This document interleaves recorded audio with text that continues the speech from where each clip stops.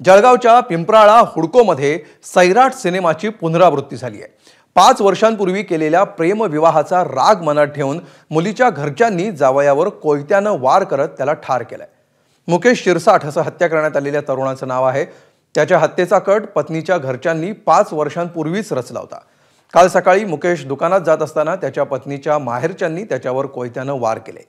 मुकेशला वाचवण्यासाठी त्याचा भाऊ, काका, काकू, चुलत भाऊ, बहिणी धावल्या, मात्र त्यांच्यावर देखील हल्ला करण्यात आला।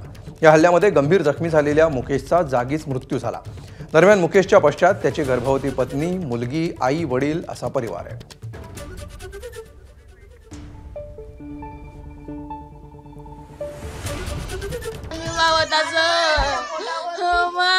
लेकराले म्हणत चाल ती डिलिव्हरी तिकडे करू, मी नाही बोलली तर मग पोटावर दगड टाकत होते ते।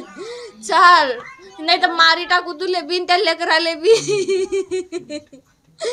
सर माझी एवढीची मुलगी कोणाच्या भरोश्यावर सोडू मी?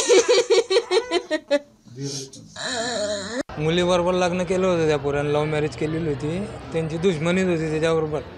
काय ते त्याला मारायच्या चक्करमध्ये होते, कधी चानच भेटीने चानच पाहत होते ते।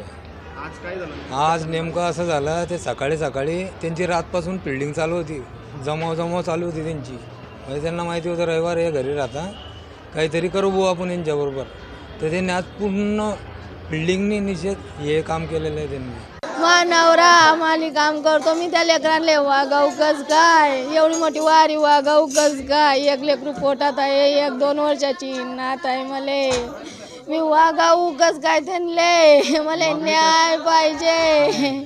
आतापर्यंत आम्ही 7 आरोपींना अटक करण्यात आलेलं आहे। जे अटक केलेल्या आरोपींचं नाव आहे सतीश केदार, सुरेश बनसोडे, विशाल गांगले, प्रकाश सोनवणे, बबलू बनसोडे, अविनाश सुरवडे आणि आणखीन एक अल्पवयीन मुलगा आहे। आणि त्याच्यानंतर 3 आरोपींचा अजूनही शोध आम्ही करत आहेत।